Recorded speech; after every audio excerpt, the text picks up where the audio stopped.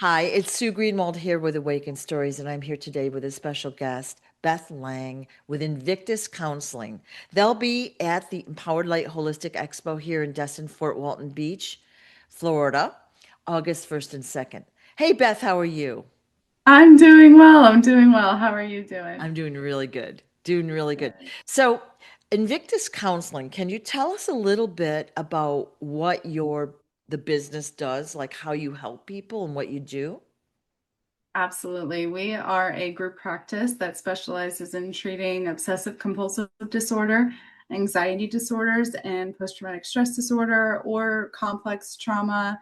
Trauma in general is kind of those are our main areas of expertise. And I think right now in the field of counseling and self-help, OCD is something that is really going undiagnosed, undertreated. On average, it takes about 7 to 10 years for an individual with OCD in active treatment to be diagnosed with OCD. Oh, wow. So the OCD is kind of one of the major areas of specialty that we try to focus on and helping people with that, as well as trauma too. Awesome. Okay. And I've been to your business a few times. There's several counselors that work there, and it seems like a beautiful, very uplifting atmosphere there that you've created. Yeah, Yeah. absolutely. And we've got our water fountain and Yeah. then the Yeah. water trickling down. We got some spa music. And I think what we really try to do is make sure that when clients or some of our people that are coming to us for services step through the door, they're stepping through into a different environment, a different space, so they know Yeah. I'm safe here. I'm Yeah. going to be taken care of here. Yeah. It seems very private. I mean, you have several counselors that work there, but it's very quiet.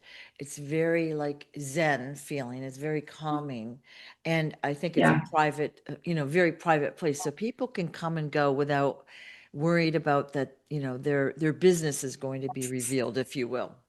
Right? Absolutely, absolutely. Yeah, That's we're kind of important. like tucked behind. We're kind of off of the main road, but our office isn't right on the main road. So I Right. think that confidentiality and that is Mhm. assurance that people will have a private space Yes. is important, Yes. definitely. Yeah. Have you seen an uptick in PTSD and stress types of traumas coming out in people? Have you seen more than, let's say, that there was in the past, even 5 years? Um, Maybe. I mean, I think nationwide statistics may be a little bit different than what we see here at our practice, right? I think there's a few different things. I mean, after COVID, I would say that there were probably more people seeking help, right? We were all stuck inside and stuck with ourselves, Yeah. stuck with our family, stuck with Yeah. our partners, right? And Yeah. so all of those kind of internal issues became a lot more obvious during COVID. And again, I also think with advocacy and people talking about mental health more and more, you might see more people seeking treatment. Does that Yeah. mean that post-traumatic stress disorder is more prevalent now? Not necessarily. Right. It may just have been unnoticed, or people weren't aware of what they may be struggling with. And also, that being said, you can have traumatic experiences without developing PTSD. Right. So yeah. What are some of the symptoms of PTSD? Let's say I'm going about my life and I have a lot of anxiety or whatever. What are the other symptoms? How would someone know that they have something that they could be helped with? Absolutely. PTSD, there is a certain event, a criterion A event that has to be experienced, and that's whether it's witness danger to others, threaten to your life, yourself. It's not something that we can, like, for example, a lot of people will say that they have PTSD from witnessing the 9/11 attacks on television. Unfortunately, in the DSM-5 these days, that does not count as a criterion A event. So that criterion has to be Yeah. met. Another thing is that there's different types of symptoms. There's intrusion symptoms, there's emotion or affect regulation symptoms, as well as issues within your daily functioning, sleep, nightmares, intrusive memories about the traumatic event or traumatic events, hypervigilance, like you're always on guard, you're Right. always looking for danger. inability to experience positive emotions. So I am just constantly stressed, or I'm so down. And I think a really important piece to post-traumatic stress disorder is another criterion, which is inappropriate blame or maladaptive guilt. Right there's a sense of it's their fault or it's my fault, and that is a big piece of PTSD. Right, right. And sometimes, we think of veterans when we think of PTSD. Okay, Yeah, so we think of veterans, and you can certainly understand why, right? absolutely. But the average person now is realizing maybe that they have PTSD. They might have had a traumatic incident in their childhood or adulthood, and they haven't processed it properly, right? So, Yes, yes. yeah, And that's the maybe I'll talk a little bit about that in a second, because that's a yeah, really exciting piece to trauma treatment. But I think, yeah, absolutely. I mean, PTSD as a diagnosis came about because of veterans coming back from, I think it was the Vietnam War. You can fact check me. I'm not quite too sure about that, but that's how we came up with the diagnosis, right? And yeah, at that time, it was called shell shock, right? And over time, through research and understanding, we've transitioned into right. other things. But there are your everyday person may struggle with PTSD Yes, and never have been to war, or maybe wasn't a part of a natural disaster or a really traumatic car accident. It could have just been relational in nature, and that's where we start to talk about complex post-traumatic stress disorder, which isn't recognized by the United States, unfortunately. We wow, may get there one day, but complex is more interpersonal, relational in nature. So it's right, people that are survivors of narcissistic abuse, domestic violence, things like that, and even workplace stressors, right? right. Yeah. It does seem like when I talk to people, so many people have anxiety, like they don't sleep well. They're, like you said, either hyper vigilant. Sometimes they're people pleasers, like over the top people pleasers, right? They do things that are Yeah. not in their best interest sometimes because they want people to like them or whatever it is. They want to keep out of trouble, whatever it might be, right? Yes. Yes, that's a very common one. And I think that we can kind of relate those symptoms back to the different states the nervous system is in, Yeah, right? We get into that fight or flight where we're really anxious. We're like, oh my gosh, your heart's racing. Maybe you're sweating, you're shaking. And then we can transition even past that and further into the freeze or fawn response. Freeze is where we literally can't move. We're just stuck. I don't know what to do. I don't know what to say. I'm just stuck. I don't know what to do. And yeah, shut down. yeah. Right. And then what you're talking about with the people pleasing is the fawn response. And I most oftentimes explain this as if there was a bank robber. What are you going to do? Appease to everything that bank robber wants to protect yourself and everybody else in the bank. That's the fawn response. Right. Okay. Okay. Now tell me what you'll be doing at the Empowered Light Expo. Like what is it you'll provide other than, of course, you've just given me good information. So a Yeah. lot of us are feeling stress. Like I'm not a good Mhm. candidate because I am under stress right now. Putting together the expo. Okay. But like people feel stressed. They don't sleep. Yeah. They either overeat, they undereat, like there's so many behaviors that are, you know, point to a deeper problem. All right. So what Hmm. will you be doing at the expo? At the expo, we're going to have different activities, different Yeah. things. We're going to do some, rock painting, some affirmation Ooh, gathering. And so people can take away little lessons that they've learned at the tent at the expo. And I think another piece that's important is we're also going to do some education around a specific intervention called eye movement desensitization reprocessing, otherwise known as EMDR. EMDR, kind of to go back to what you were saying earlier, is where when we experience something traumatic, that event and those emotions get stuck. They get stuck in one side of the brain, and that's where the re-experiencing of trauma comes from, is because it's stuck. It hasn't been able to process and go back to long-term memory, right. right? EMDR mimics eye movement, rapid eye movement in your waking state, to help process that information through so that you're no longer feel like you're in your trauma all over again. So that is something that we'll be presenting and providing education on. I would love to do EMDR on everybody there, but you need to be there needs to be some more evaluation, and it's more of a process. So Okay. we'll be doing more psychoeducation on that, but definitely some therapeutic activities and Okay. things like that. Yeah. So let's say I walk by your booth, we get talking, and we determine that I have stress, trauma, or anxiety, or whatever, and I'm interested in EMDR. What's the next step?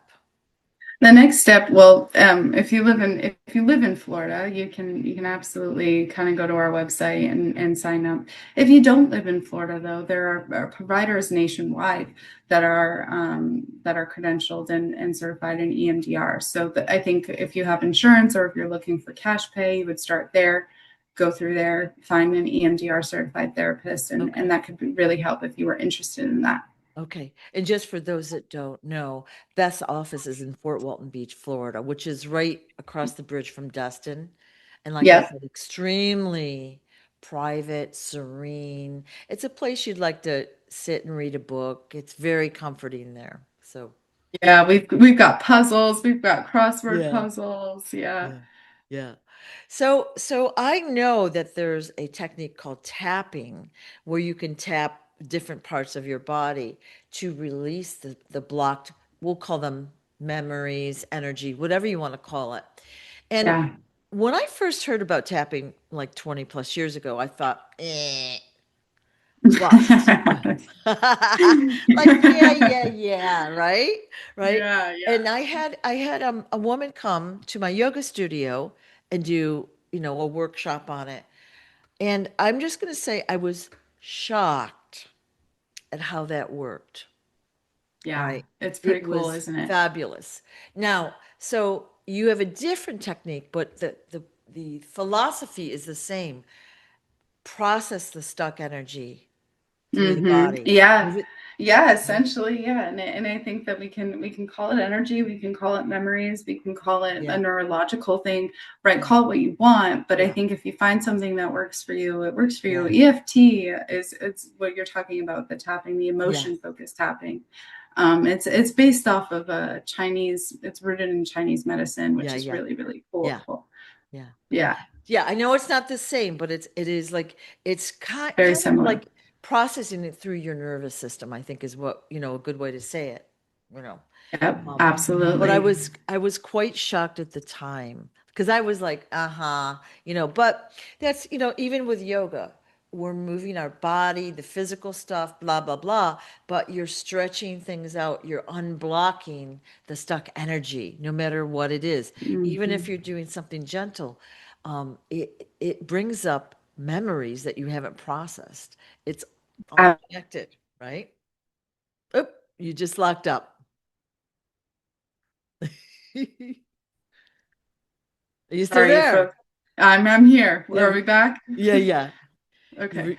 I think you were saying absolutely. That was funny. Uh, Yeah, yeah, absolutely. And I think that, our brain and our body is really good at survival, right? That's kind of why we've made it this far. yeah, And that's why we've made it as far as we have. yeah, But I don't think that our brain or our body is really wired for happiness or for peace.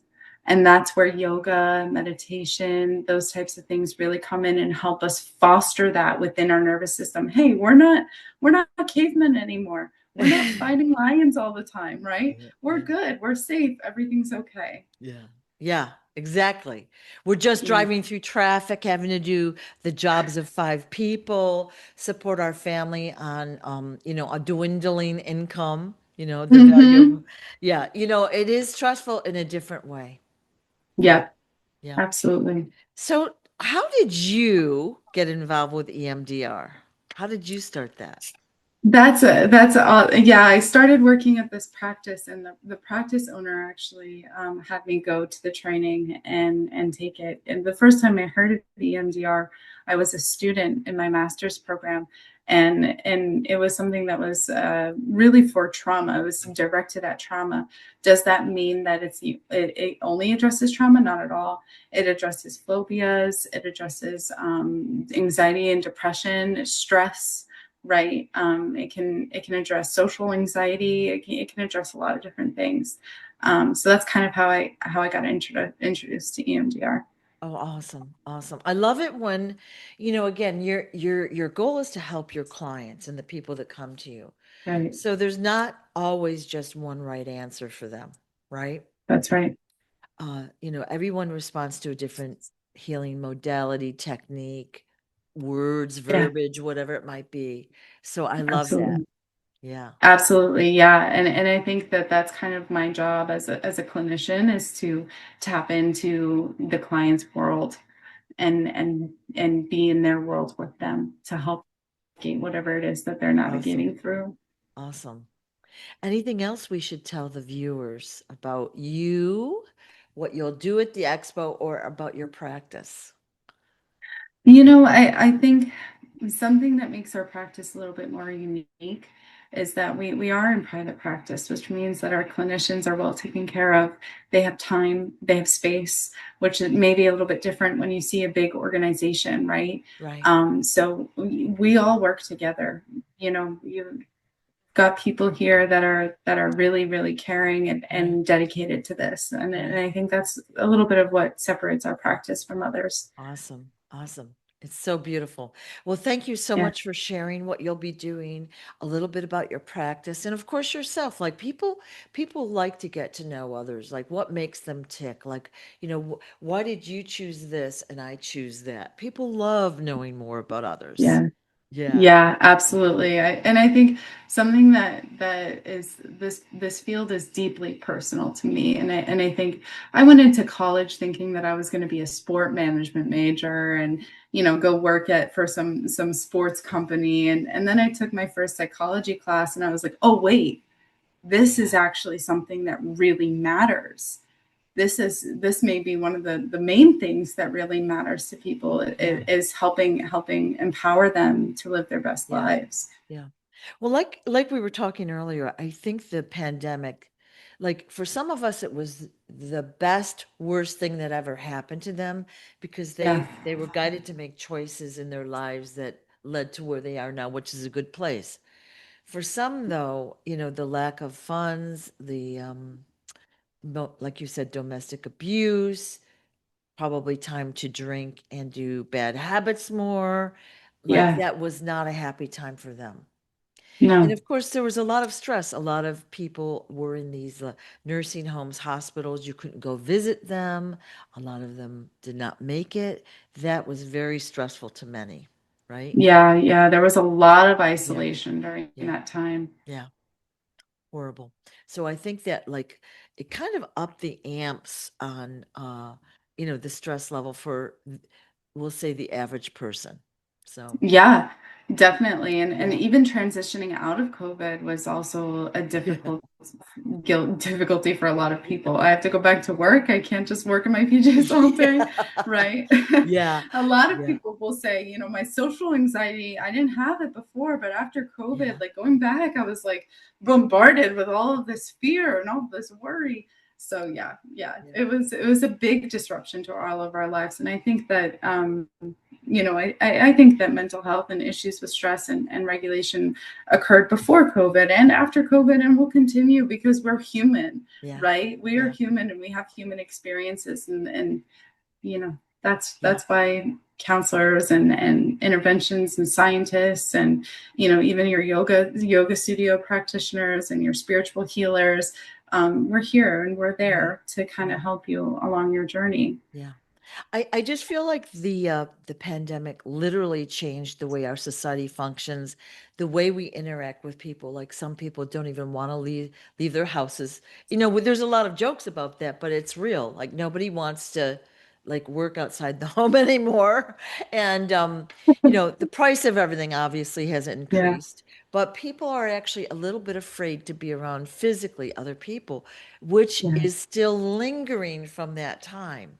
And it is quite definitely. shocking. Like people, like they're afraid of germs and catching something from someone else. And I kind of feel like it's sad. We're missing.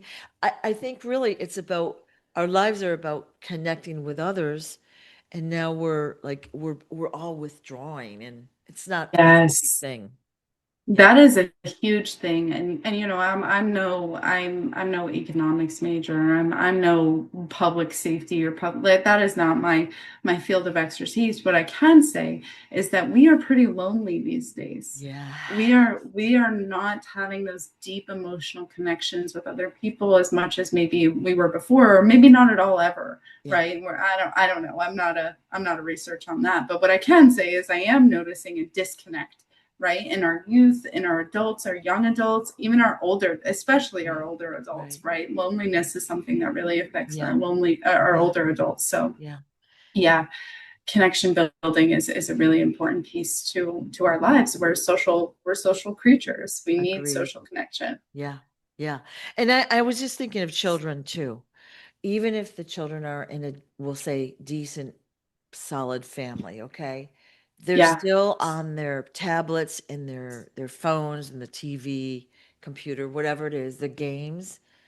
They spend like they're sucked in, they're addicted to the games or whatever it might be, and Yeah. they choose that over other kids or playing or whatever they're doing, you know. I Yeah. think it's a little sad, you know. Yeah, it is. It is. And I think that, our tablets, our games, our phones, our social media, all of that is a highly rewarding experience when you're in it. It sends dopamine to our brain constantly, every 2 seconds, right? And which makes our brain kind of bombarded with all of this information. There's actually a whole article and a video Yeah, on Harvard's website about why it's good to be bored sometimes. yeah, yeah, Boredom allows things to come up. And so, yeah, even our kids that were at those crucial social developmental periods during COVID are yeah. experiencing some long-term lasting effects from that. Yeah, yeah, agreed. That's why, like sitting in nature, like, in the old days, people would sit on their porches at night, they'd have dinner and they'd go out and sit and, like it'd start to get dark and they'd talk. They'd Yeah, actually talk face to face. And we're to each missing other. that. Go to any restaurant, decent restaurant, and there's a family there, and literally they will all have their phones out and they're all checking their phones when they're sitting across the table from a human. Yeah, Yeah, it is a thing that exists. That is true. That is true. yeah. Sad Mm. about that. And, and it's So, it's not so good for our mental health. It really isn't. And right. that's what the research is suggesting is that being on your phone a lot is Yeah, really not good. yeah, It takes you out of the present moment. totally, totally. As we're on the computer, of course. I mean, we need to do this. Like we're getting the word Yeah. out to the world, but yeah, Yeah. the phone, the internet has taken such a big Mhm. part of our life, and I feel like we need to simplify life a little bit, but that I think we're going to be circling back to that very soon in the future. We're going to still use technology as a tool, but we're not going to be Mhm. so maybe addicted to it. We're all going to be doing more things that we love and focus there versus what somebody else is presenting to us, right? Yeah, Well, absolutely. I mean, I hope so. I, yeah, I definitely hope so. There's yeah, balance. There's yeah, balance in this life. And, as a clinician, I need this computer. I need this computer so that my yes, services are covered for the clients that I see. And, so there's a balance, yeah, right? And you yeah, got to make sure that you're balancing your time, your screen time with time outside, time outdoors, yeah, time with friends, time with family, with your partner, right, right? With your right. kids. Yeah, agreed. Well, thank you, thank you, thank you so much for your time. I wanted people to get to know you and what you'll be doing, and I look forward to seeing you in less than 2 weeks at the Empowered Light Expo. Yay! Yay! And Thank you for so much for having me. Thank you. And for those that might want to attend the expo, the website is awakenedstories.com. All information is out there. Thank you so much, Beth. I appreciate it. Thank you. Bye bye. Bye.